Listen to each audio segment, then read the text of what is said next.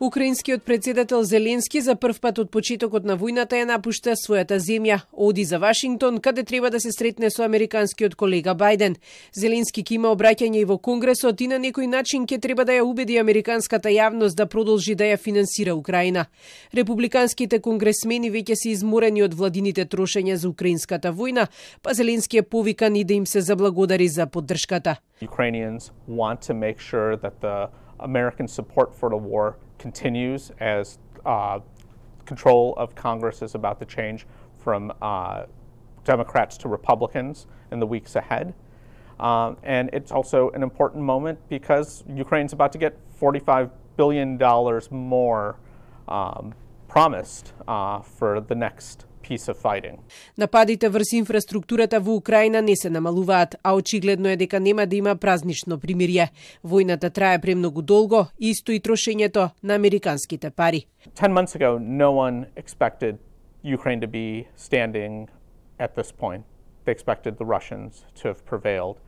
For him to come at this moment, it's a big deal. It's a chance for him to show that U.S. investment has paid off in Ukraine. Освен 45 милиарди долари, Америка се подготвува да испрати ракети Патриот, со што значително ќе ја зголеми воздушната одбрана на земјата.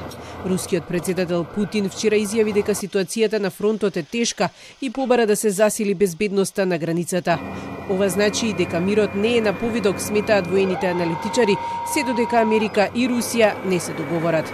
Očito je da mira u Ukrajini neće biti dok se dvije ključne strane koje imaju, da tako kažemo, koje drže ključeve mira, odnosno rata u ruci, ne usuglasi, a to su prije svega Rusija i Sjedinjene Američke Države. Tako da onog trenutka kada Rusija naravno želi reći gotova je priča, može to uvijek napraviti. Isto tako Sjedinjene Američke Države mogu reći nema više vojne pomoći, mi smo došli do kraja и прича опет завршава. Огорец вели дека влоговите се големи и затоа посетата на Вашингтон за Зеленски е голем исчекор и е многу важна. И покрај тешката зима и страдањата на украинците, со американската помош Украина може многу долго да издржи, но не смее да се заборави и издржливоста на Русија, подсетуваат воените аналитичари.